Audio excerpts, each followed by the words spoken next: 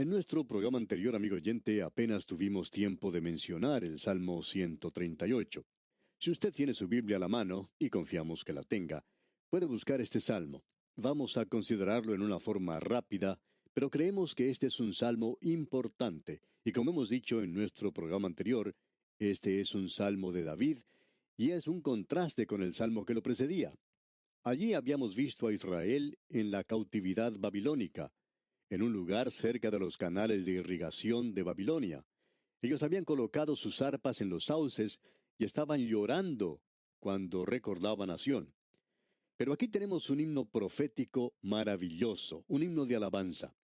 Este himno tiene su mirada puesta en el futuro, mira hacia adelante, hacia una época cuando el remanente volverá a tomar esas arpas y cantará alabanzas a Dios. Como hemos dicho, este es un salmo de David, escrito por él. En el versículo primero de este Salmo 138 leemos, Te alabaré con todo mi corazón, delante de los dioses te cantaré salmos.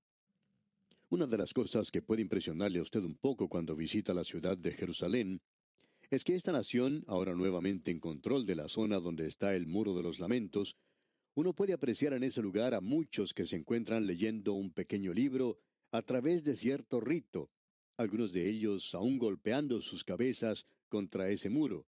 Muchos de ellos están llorando, presentando en ese lugar una alabanza de labios para afuera. Y estamos seguros que toca el corazón de muchos de ellos. Pero mucho de lo que uno ve allí es simplemente ritualismo, algo ritualístico. Es lo mismo que podemos ver en muchas de nuestras iglesias hoy en día. No es otra cosa sino un servicio de labios para afuera, nada más. Gran parte de los servicios en nuestras iglesias actualmente son así.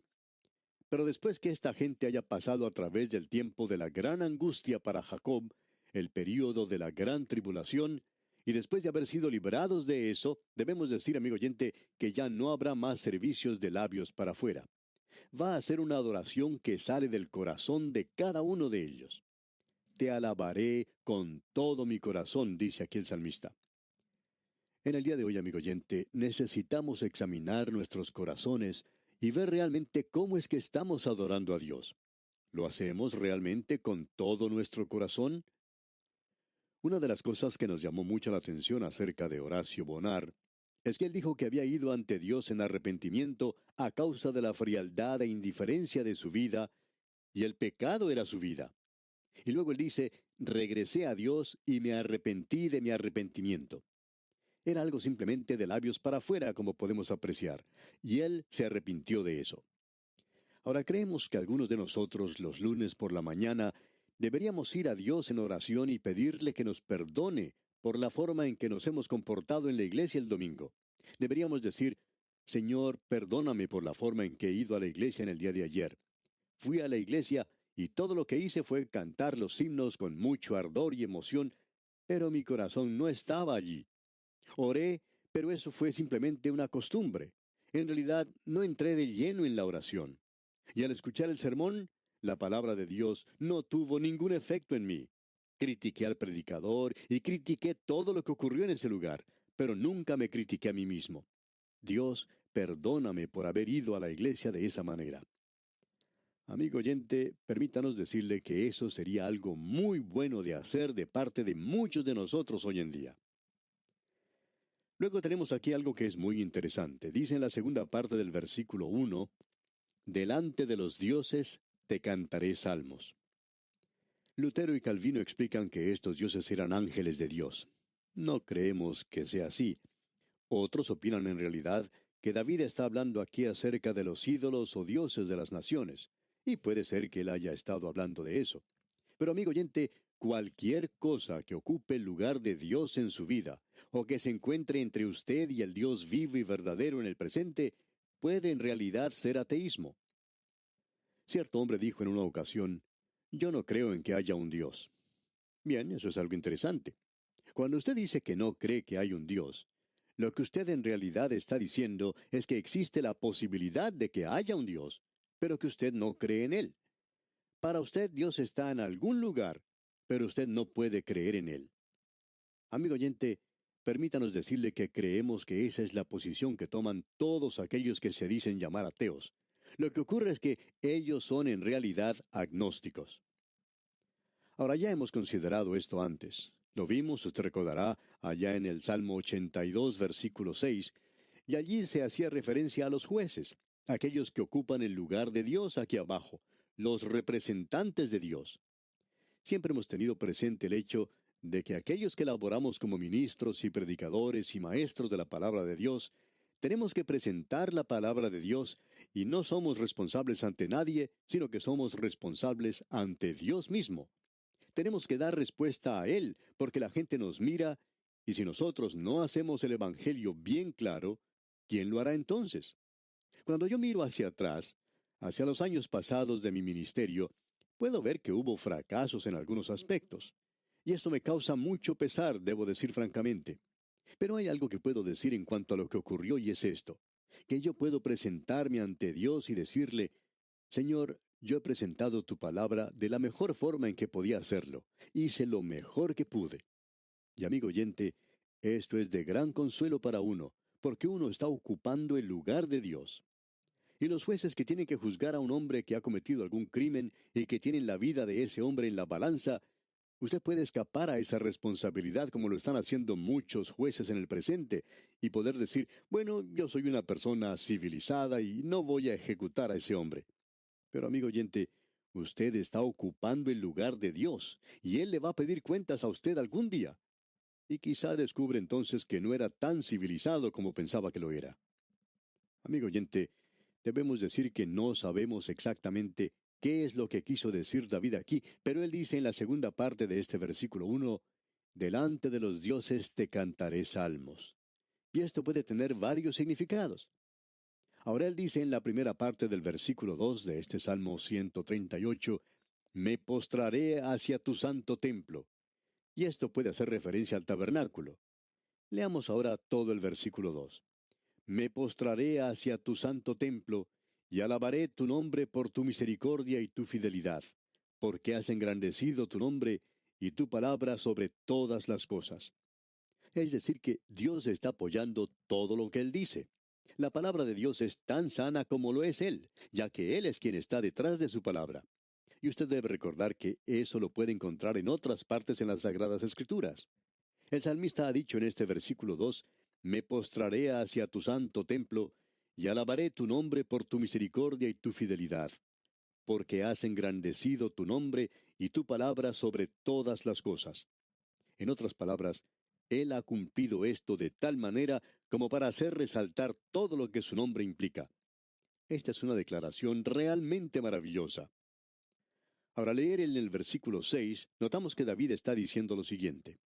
Porque Jehová es excelso y atiende al humilde, mas al altivo mira de lejos. Jehová es excelso y está sobre todo. Sin embargo, se muestra condescendiente con los humildes y dice aquí, atiende a los humildes. ¡Qué cuadro más maravilloso el que encontramos aquí! Hay tanto que se ha dicho en la palabra de Dios acerca de que Dios atiende al humilde. La humildad es algo que Dios realmente acepta, y el hombre orgulloso del presente parece no ser un experto en demostrar humildad. Santiago, en su epístola tan práctica, allá en el capítulo 4, versículo 6, dice, pero Él da mayor gracia. Por esto dice, Dios resiste a los soberbios y da gracia a los humildes. En la Escritura se nos dice que debemos humillarnos ante la poderosa mano de Dios. Esto es algo, como podemos apreciar, que Dios nota en nosotros y es algo que Dios reconoce. Sobre este asunto de la humildad hay mucho que se dice en la Escritura. Usted recordará que recientemente leímos allá en el Salmo 131, Jehová, no se ha envanecido mi corazón, ni mis ojos se enaltecieron. David ocupó un lugar humilde. Y usted puede leer aquí en este versículo 6 del Salmo 138 que estamos considerando, porque Jehová es excelso y atiende al humilde, mas al altivo mira de lejos. Allá en el capítulo 57 del libro de Isaías, versículo 15 leemos, porque así dijo el alto y sublime, el que habita a la eternidad, y cuyo nombre es el Santo. Yo habito en la altura y la santidad, y con el quebrantado y humilde de espíritu, para hacer vivir el espíritu de los humildes, y para vivificar el corazón de los quebrantados. Y luego en el capítulo 66 del mismo libro de Isaías, versículo 2, leemos, Mi mano hizo todas estas cosas, y así todas estas cosas fueron, dice Jehová. Pero miré a aquel que es pobre y humilde de espíritu, y que tiembla a mi palabra. Y luego el apóstol Pedro en su primera epístola, capítulo 5, versículo 5, dice, Igualmente, jóvenes, estad sujetos a los ancianos, y todos sumisos unos a otros, revestidos de humildad, porque Dios resiste a los soberbios y da gracia a los humildes. Y más aún, el mismo apóstol Pedro, en su primera epístola, capítulo 3, versículo 4, dice, sino el interno, el del corazón, en el incorruptible ornato de un espíritu afable y apacible, que es de grande estima delante de Dios. Todos estos versículos, amigo oyente, todos estos versículos de la Escritura que hemos mencionado, revelan cuánta importancia le da Dios a la humildad. Y lo tenemos aquí mencionado también en este Salmo 138. Ahora este salmo concluye diciendo en el versículo 8, Jehová cumplirá su propósito en mí. Tu misericordia, oh Jehová, es para siempre. No desampares la obra de tus manos. Esta es la forma de decir del Antiguo Testamento lo que nosotros leemos allá en la carta del apóstol Pablo a los Filipenses, capítulo 1, versículo 6, donde dice, estando persuadido de esto, que el que comenzó en vosotros la buena obra, la perfeccionará hasta el día de Jesucristo. Y con esto llegamos ahora al Salmo 139. Este es otro de los salmos de David. Este es un salmo teológico. Es un salmo que revela algo de los atributos de Dios en relación con su creación. Tenemos aquí la omnisciencia, la omnipresencia y también la omnipotencia de Dios se nos presenta aquí. Reconocemos que estas son palabras difíciles, demasiado grandes quizás, pero la omnisciencia de Dios quiere decir que Dios tiene conocimiento de todo. La omnipresencia de Dios quiere decir que Dios está presente en todo lugar. Y luego, la omnipotencia de Dios quiere decir que Él tiene todo poder y que Él puede hacer todo aquello que es objeto de poder. Pero hay personas que a veces hacen preguntas ridículas como ¿puede Dios hacer una roca tan grande que no la pueda levantar? Y la respuesta a eso es que Dios nunca hace nada ridículo, por tanto, no hace cosas como esas. Este es un salmo que va a responder a muchas preguntas para nosotros que son muy pertinentes en este momento. Comencemos pues leyendo en el versículo 1 algo relacionado a la omnisciencia de Dios.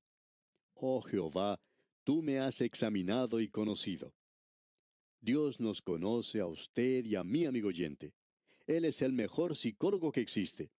Esa es la razón por la cual nosotros, durante todo este periodo de tiempo en los cuales este programa ha sido y sigue siendo transmitido, hemos sugerido que usted se acerque a las Sagradas Escrituras cuando tenga algún problema y que no es necesario que vaya al consultorio de algún psicólogo o a la oficina del psiquiatra y le cuente a él todos sus problemas.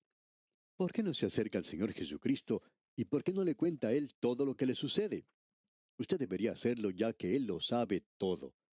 El psiquiatra no va a saber todo aún después que usted le haya compartido lo que le ocurre o lo que usted piensa. Él aún así no lo conoce todo. Pero aquí dice el salmista, oh Jehová, tú me has examinado y conocido. Dios lo conoce a usted porque Él conoce todo, amigo oyente. En los versículos siguientes, los versículos 2 hasta el 4 dicen, Tú has conocido mi sentarme y mi levantarme, has entendido desde lejos mis pensamientos, has escudriñado mi andar y mi reposo, y todos mis caminos te son conocidos. Pues aún no está la palabra en mi lengua, y he aquí, oh Jehová, tú la sabes toda. Amigo oyente, esa palabra que usted tiene temor de decir, que estaba en la punta de su lengua, digamos, y usted quería expresar algo bien fuerte, pero no lo hizo porque se encontraba en la presencia de otra persona. Pues bien, Dios vio eso que estaba en su lengua. Él conoce todo, amigo oyente. Él conoce esas palabras que están en su lengua. Y se nos dice en los versículos 5 y 6 de este Salmo 139, Detrás y delante me rodeaste, y sobre mí pusiste tu mano. Tal conocimiento es demasiado maravilloso para mí. Alto es, no lo puedo comprender. Ahora alguien quizá pregunte, ¿cómo puede Dios hacer eso? Bueno, yo no sé porque el salmista aquí dice que él tampoco sabía. Tal conocimiento, dice el salmista, es demasiado maravilloso para mí. Pero eso no evita que Dios conozca todo. Y debemos decir aquí que la omnisciencia de Dios no es algo de lo cual debemos tener temor, sino que en realidad nos tendría que dar consuelo. Fíjese usted que Él me salvó a mí, aun cuando sabía lo que yo era. Eso es algo realmente sorprendente. Fíjese que hay algunas personas que usted y yo aceptamos y recibimos y decimos, ¿cómo me ha desilusionado fulano de tal? Yo he sido desilusionado muchas veces. Y estoy seguro que lo mismo le ha sucedido a usted con muchas personas. Usted debería haberlos conocido, pero no fue así. En cambio, Dios nos conoce y aún así, Él nos salva. Qué maravilloso es Él, amigo oyente. Dios conocía a David, y aún así, él era un hombre que ocupaba un lugar especial en el corazón de Dios. Pero Señor, David va a fracasar. Y Dios dice, yo sé eso, pero yo sé algo más que tú no sabes. Tú no conoces la fe de David, que aunque fracase, debajo de esa fe que fracasa, existe una fe que nunca fracasará. Y eso es lo importante. Y Señor, tú no deberías haber elegido a alguien como Simón Pedro. Él te va a causar una decepción, una desilusión. No, él no va a ser una desilusión para mí. Yo ya conozco lo que él va a hacer. Y aún él conocía lo que Judas haría. Esa es la omnisciencia de Dios. Bien, consideremos ahora la omnipresencia de Dios. Nos preguntamos, ¿por qué quiere alguna persona huir de Dios? Usted no lo puede hacer, amigo oyente, ya que no importa dónde vaya, Él está allí. Leamos ahora los versículos 7 y 8 de este Salmo 139. ¿A dónde me iré de tu espíritu? ¿Y a dónde huiré de tu presencia? Si subiera a los cielos, allí estás tú. Y si en el Seol hiciere mi estrado, he aquí, allí tú estás. Amigo oyente, usted no puede escaparse de él. Y el versículo 9 dice, si tomare las alas del alba y habitare en el extremo del mar, usted ni siquiera puede escaparse de Dios si se va a la luna. No lo puede lograr, amigo oyente. Usted no puede alejarse de él. Fue algo realmente emocionante para mí escuchar a los astronautas que estaban girando alrededor de la luna cuando ellos leyeron el primer capítulo de Génesis en víspera de Navidad. Usted no puede escapar de Dios, amigo oyente, aun si se va a la misma luna. Y luego en los versículos siguientes, los versículos 10 al 12 leemos, aún allí me guiará tu mano y me asirá tu diestra. Si dijere, ciertamente las tinieblas me encubrirán, aún la noche resplandecerá alrededor de mí. Aún las tinieblas no encubren de ti, y la noche resplandece como el día. Lo mismo te son las tinieblas que la luz. Cierto señor preguntó en una ocasión a un pastor, ¿cree usted que nosotros deberíamos confesar todos nuestros pecados en detalle a Dios? Por supuesto, le respondió el pastor. Puede mencionarlos uno por uno.